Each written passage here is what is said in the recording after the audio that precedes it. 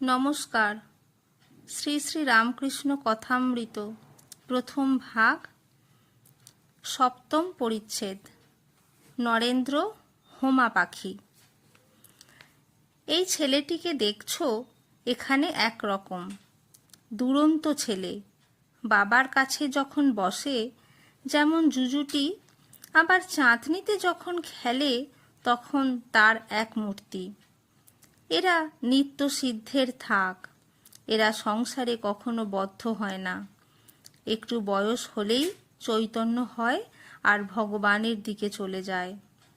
এরা সংসারে আসে জীব শিক্ষার জন্য। এদের সংসারের বস্তু কিছু ভালো লাগে না। এরা কামিনী কাঞ্চনে কখনো আসক্ত হয় না। বেদে আছে হোমা পাখির কথা। খুব উঁচু আকাশে সে পাখি থাকে, সেই আকাশেই ডিম পাড়ে। ডিম পাড়লে ডিমটা পড়তে থাকে, কিন্তু এত উঁচু যে অনেক দিন থেকে ডিমটা পড়তে থাকে। ডিম পড়তে পড়তে ফুটে যায়, তখন ছানাটা পড়তে থাকে। পড়তে পড়তে তার চোখ ফোটে ও ডানা বেরোয়।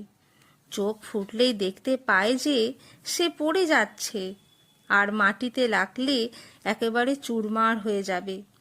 তখন সে পাখি মার দিকে একেবারে চোঁচা দৌড় দেয় আর উঁচুতে উঠে যায়। নমস্কার।